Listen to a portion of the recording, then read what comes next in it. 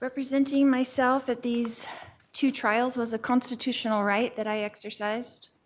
I could not have done so without my team.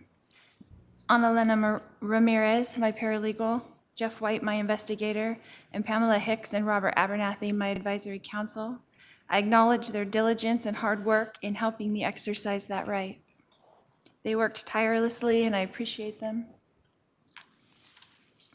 Representing myself, I have learned much about the law through this process, and I'm grateful for the knowledge that I have gained. Knowledge is eternal, and it is only love and the knowledge that we acquire in this life that we take with us into the next. I have studied the rules of law, case law, and the like. I was amazed and enlightened as my understandings were completely changed from before I started this process. Before this long court journey, I only had basic understanding of the judicial process. I was of the understanding that both parties would be able to get up at a trial and each tell their side of the story, but I soon learned that the rules of law do not allow that. Actually, they do. The process is much more complex than that. It is not designed for that, although the Constitution of the United States was designed for that.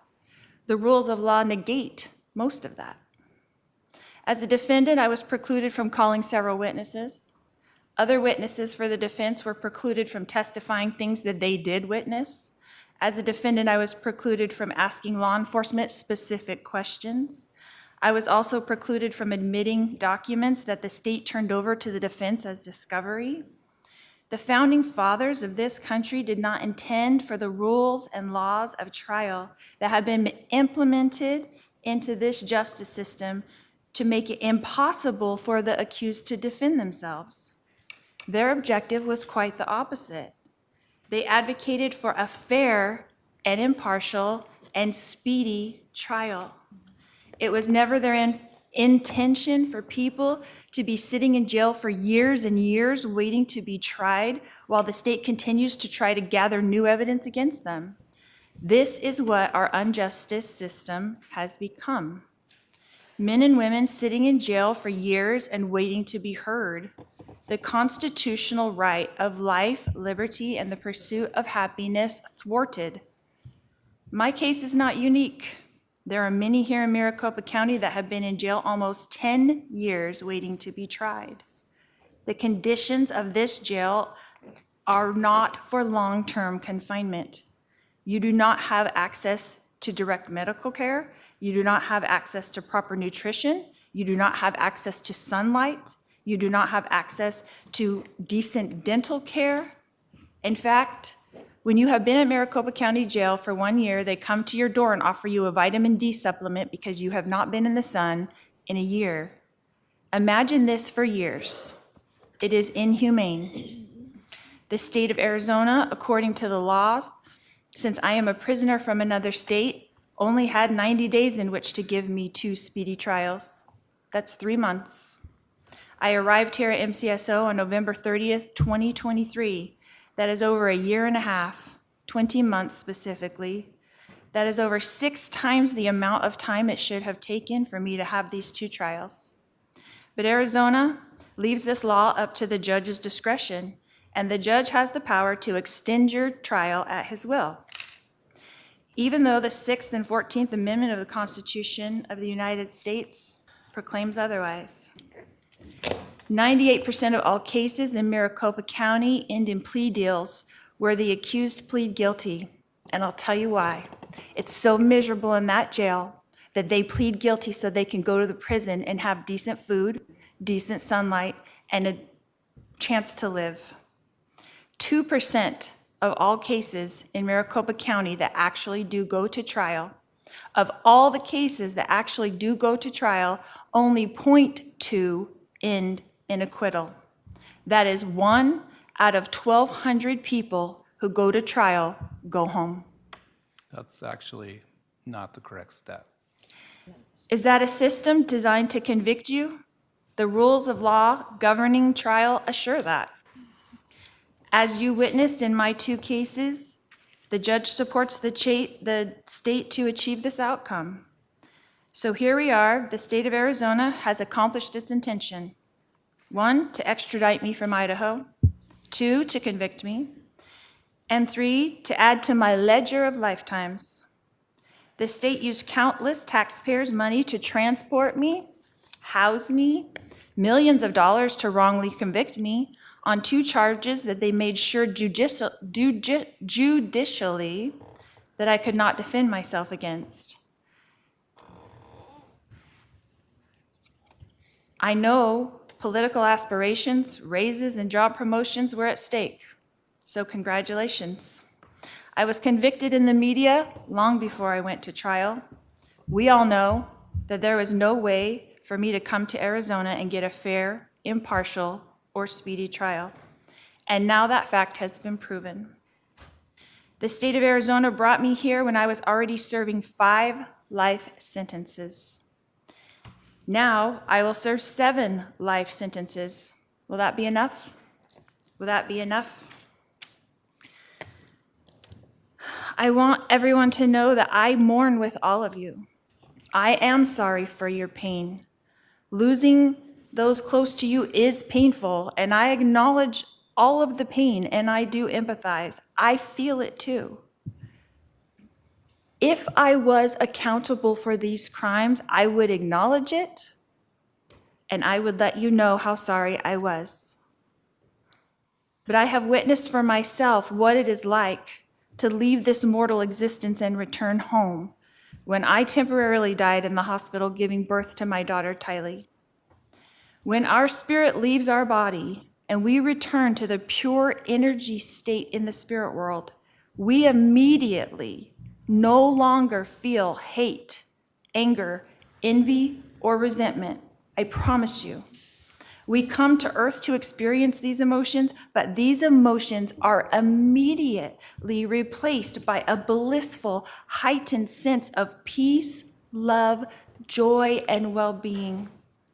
The moment our spirit leaves our body, we feel more alive than we ever did on earth. And we have deep empathy for those we have left behind. We do not want our loved ones to grieve or be sad. We know that they will because that's a mortal experience, but they come to comfort us. We immediately know the minute you leave your body, you are aware of who you are, why you came to earth, and that we will all be together again soon, and that this separation is only temporary. All of the cares and pressures and problems immediately melt away. And after comforting our loved ones, we move on with our eternal life, continuing to pursue knowledge and wisdom and understanding in eternal progression. Heaven is a very busy and happy place where everyone is engaged in projects that they love to do. That includes Joshua, that includes Tylee, that includes Tammy, that includes Charles. No one there, none of these people are seeking revenge or justice. So although we miss our loved ones, and I do too, I assure you that they are busy and happy and peaceful. I have felt the kind of contentment that they feel now, and I try to duplicate that here. So whether I'm giving 5 life sentences or 7 life sentences, I will continue to try to uplift and help and strengthen those around me. It does not matter where you serve on earth as long as you do it with love. It doesn't matter if I'm given 7 lifetimes or the death penalty like my husband. What things look impossible to man are easy for Jesus. Jesus tells us in the Bible not to judge, but this whole entire justice system is just that. So I want you to watch, because God will show the world great miracles. I will continue to love everyone I come in contact with, and I will turn this battle over to God. If this is God's battle, then the math doesn't matter. 7 lifetimes or the death penalty doesn't matter. God's miracles will abound. When a soldier goes off to war, he is a soldier. When a soldier comes back from war, he is a warrior. And Jesus is in the prisons. He is turning his soldiers into warriors. For the prisoners shall go free. Sometimes victory doesn't look like victory until it's finished. Prisoners who have been told that they will never go free will be free. And I want you to expect miracles, and I want you to watch for them because you will see. We fear not what man can do because God's warriors surround us. When the battle is relentless, and this one has been for over 6 years, remember God is building his army of warriors in the prison system. He is turning Sauls into Pauls. When Jesus is sending his servants into the prisons to prepare his warrior team, we will be there only until this purpose is complete, and then the warriors will walk free. We are redeemed by Jesus Christ, so we are free right now. But his chains will break, prison walls will fall, the power and majesty of God will be revealed. When Jesus is ready, he will call his warriors from the prisons, and we will walk free, and we will serve him. I will quote Moroni, the great prophet, from Moroni 8:16, and he says, "Behold, I speak with boldness, having authority from God. I fear not what man can do, for perfect love casteth out all fear." And in Ether, Moroni says, "And now, if I have no authority for these things, judge ye. For ye shall know that I have authority when ye shall see me, and we shall stand before God at the last day."